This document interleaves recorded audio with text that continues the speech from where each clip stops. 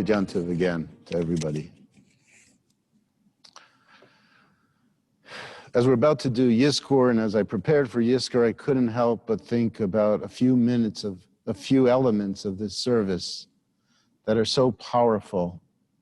And these are elements of the service that I remind you of regularly at Yizkor. They don't go away. There's an aspect of this experience under normal times that speaks to us in the following way. We do this service and we recall our loved ones who have died. And so the service is very, very personal. Each of us uniquely feels the presence of a loved one. Each of us feels the death of a loved one in our own way. Each of us had our own experiences with someone who we remember. Each of us carries then our own unique pain. Our deepest thoughts and our open hearts connect to our parents or to our children, to spouses, to brothers and sisters and other family members, those whom we loved so much. And so each of us, as we gather on Yizkor, understand that we are remembering people with whom our relationships were unique. And yet, we do Yizkor together as a community. It's as if the tradition is saying to you, you know you're not alone. When we gather in the synagogue, we see that we are not alone. Death is so profoundly shocking. I've witnessed that shock occur when I've been with people who have lost elderly parents, very old people, who had been seriously ill, in situations where we might affirm or assume that the death is expected. And yet when it occurs, it feels like a shock.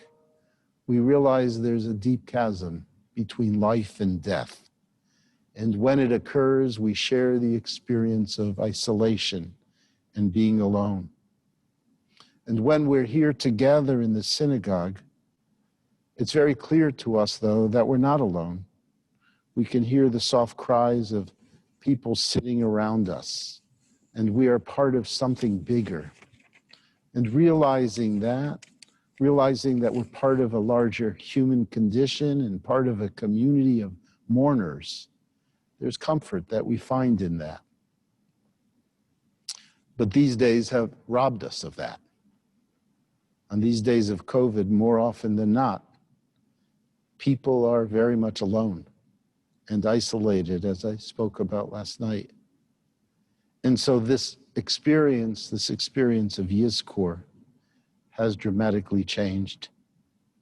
So you see us on screen, but you're sitting alone, perhaps with your spouse or family members, if you're fortunate, but you feel the loneliness in a much more intense way at this moment.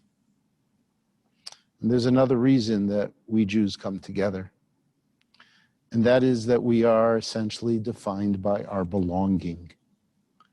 As I've repeated over and again, we're not just a tradition of faith or belief. We're part of a people, we're part of a community. And the community is a system where people give witness to each other's lives.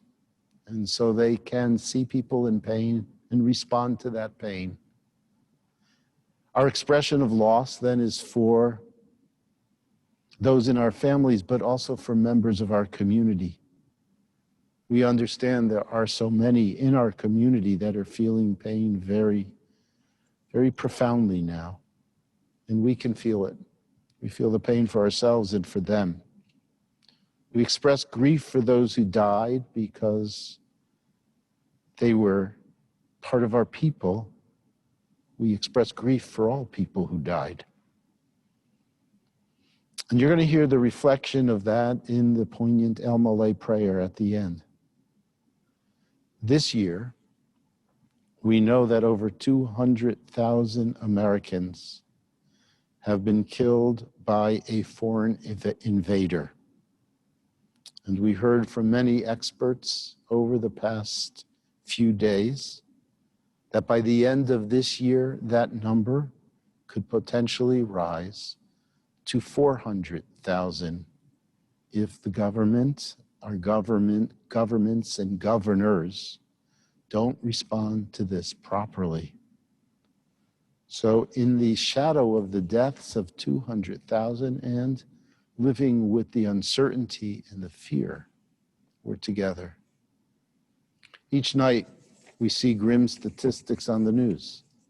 We see the numbers of cases that have been infected by the virus and the numbers of people who have been killed by it.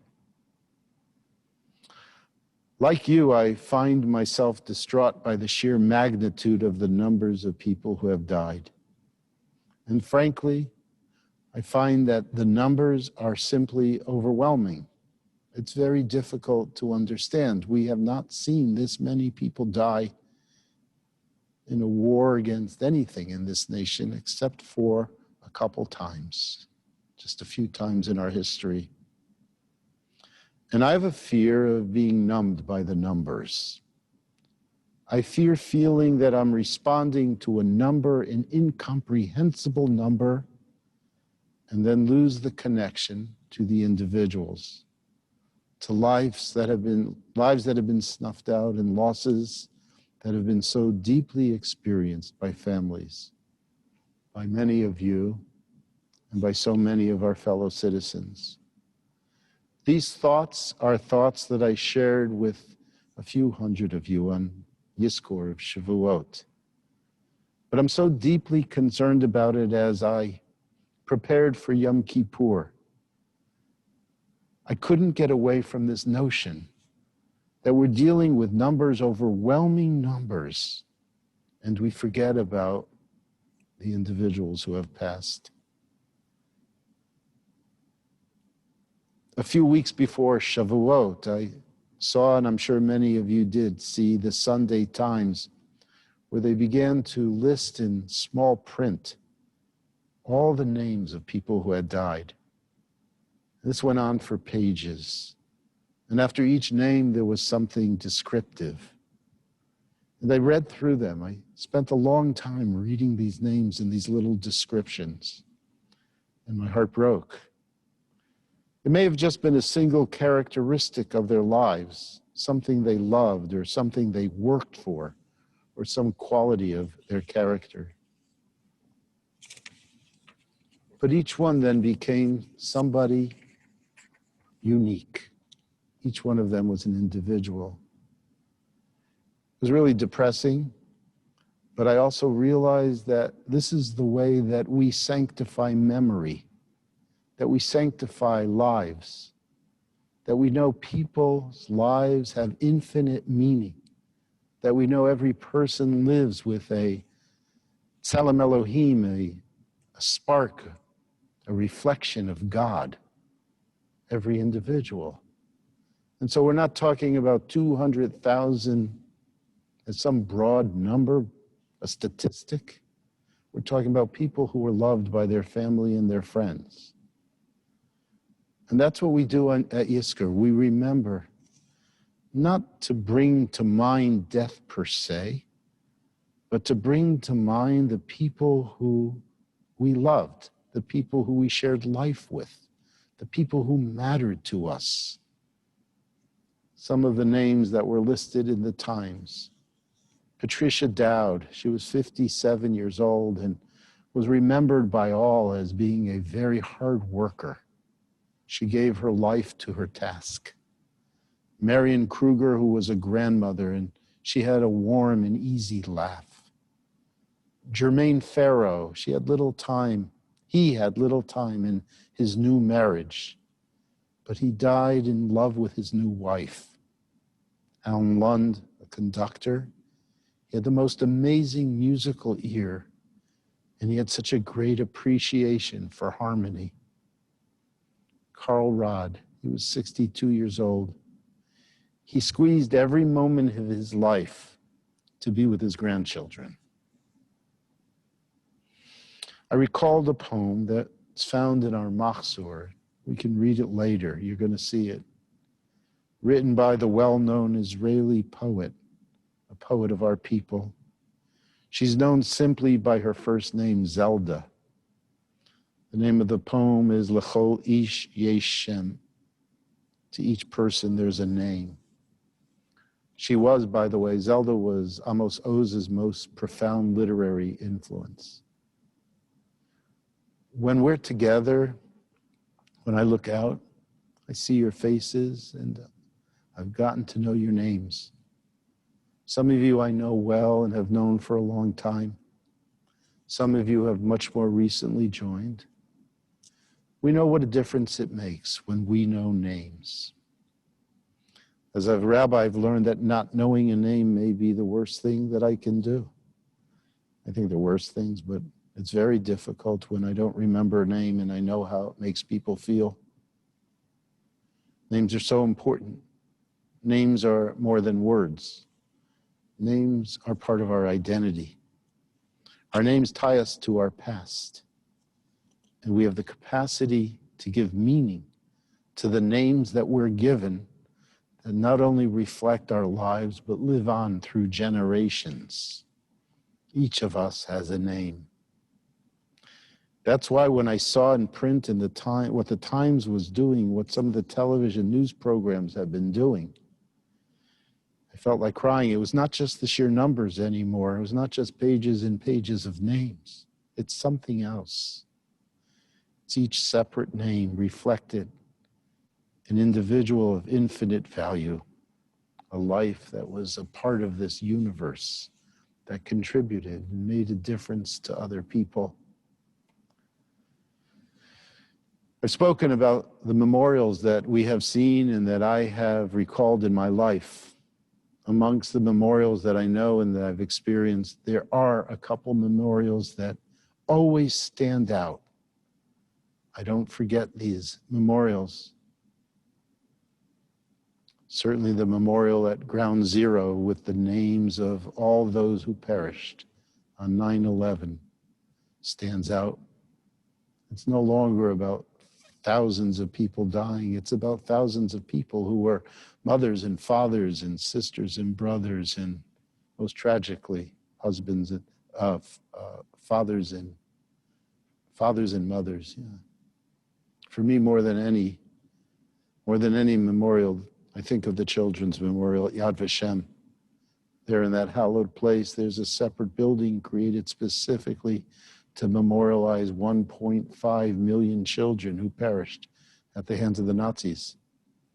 It's a darkened memorial hall where a few candles and many mirrors create an image of the infinite universe, the enormity of the tragedy.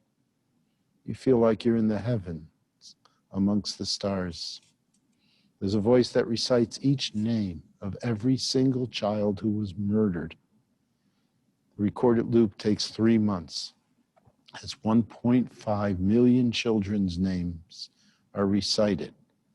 This, more than the building, this, the recitation of each name, is the act of sanctification, of Kaddish. The memorial is named for a 2-year-old boy named Uziel Spiegel. He died before his 3rd birthday. Each child with a name.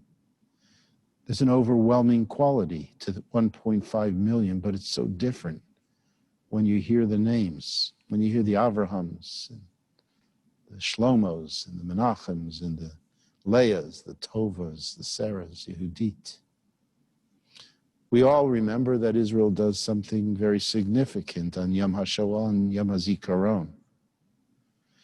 You may have been there, and you certainly have heard from me, and you've heard from others. Television programming stops on those memorial days, and the names of victims who perished on Yom HaShoah, the names of those who perished at the hands of the Nazis. And on Yom HaZikaron, the names of those who have died in defense of the nation are mentioned one by one over 24 hours. This is not just about memory. This is an act of sanctification, a Kaddish. In Washington, D.C., the Vietnam Veterans Memorial was designed by a woman named Dee Maya Lin. And it's a wall of black granite has the names of 58,220 men and women who gave their lives in service of our country. Every single name is recognized. Every name is a world. It's a more important memorial than any statue could be. It says so much and does not have to depict that much, just a name and a person. So Zelda wrote, every person has a name. L'chol ish yesh shem. Each night we hear statistics. Each night we're reading the data. The numbers are staggering. And unfortunately, they have the impact of numbing us. The names of the elderly who have died alone in nursing homes with mothers and fathers, or hundreds of healthcare workers, and the names of family members of our own members of B'nai Torah. When I first read the headline, U.S. death near 100,000, an incalculable loss, I was absolutely astounded. And now we're at twice that number. And it looks like, with some of the decisions being made, that number is going to grow exponentially. When we make risk calculations about human beings, we cannot merely place them as statistics. Every person has a name. If it were more reasonable, I would spend the day reading the names. You know, there are two books of Torah that reflect this concern. There's the book of Shemot. In English, it's known as Exodus, but it means names, because it begins with the listing of the names of those who went down to Egypt. And there's the book of Bamidbar. In English, it means the book of Numbers. It's referred to as the book of Numbers. It's not a fair appellation. Numbers take care, but the book of Numbers takes care never to obliterate the names of the individuals. So after giving numbers according to the tribes, the names are carefully listed. No tribal leader or descendant was anonymous.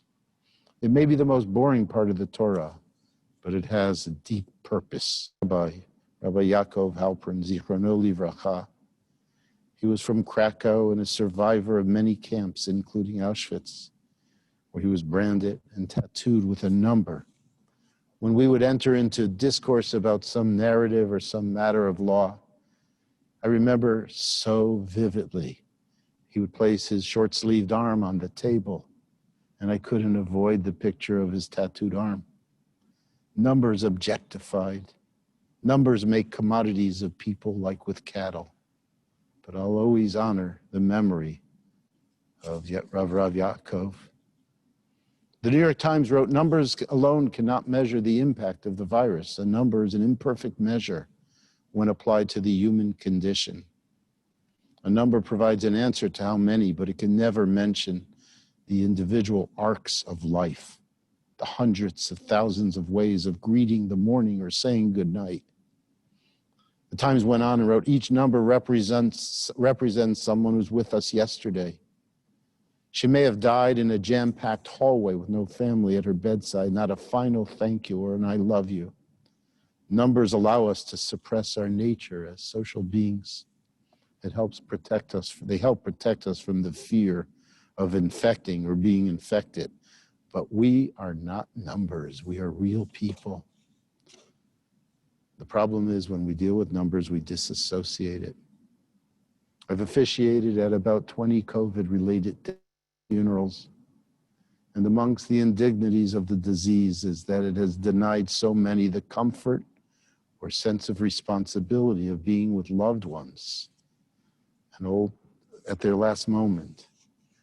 Age-old customs lend meaning to existence. And these age-old customs we know have been uprooted. I mentioned to you, I've done a funeral in the parking lot here.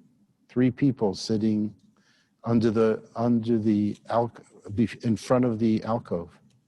The back of the hearse was open. A photographer was sending images to the man's children in New York, and I eulogized wearing a mask.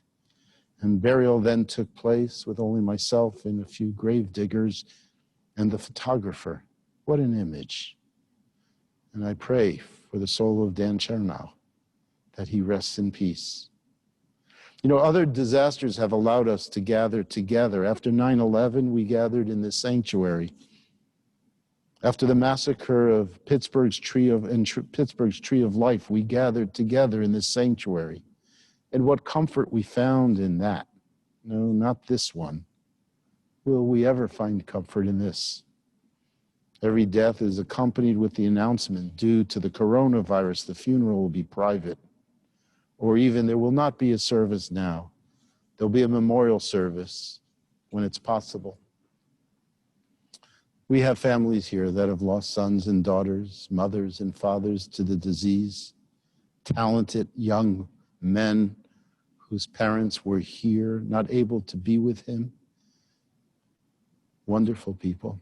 Hal Cohen, John Steinhardt, Michelle Adler, Gertrude Verbit, William Baumser, people who were filled with life, loving mothers, devoted brothers, Marvin Klein, Rebecca Yore, Marvin Grossberg, Selma Schachter. These are names, but every name has a story to be told.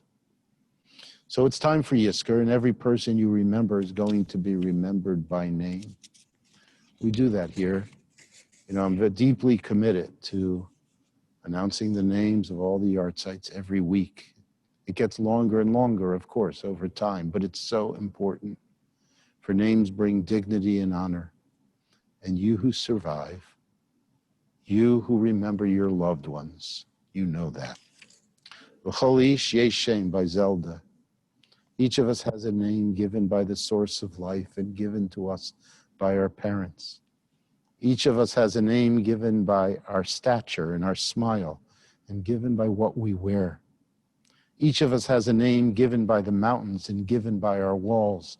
Each of us has a name given by the stars and given by our neighbors. Each of us has a name given by our sins and given by our longings. Each of us has a name given by our enemies and given by our love. Each of us has a name given by our celebrations and given by our work. Each of us has a name given by the seasons and given by our blindness. Each of us has a name given by the sea and given by our death. And this is why we have Yizkor. We don't lose our names in life or in death as we remember them all.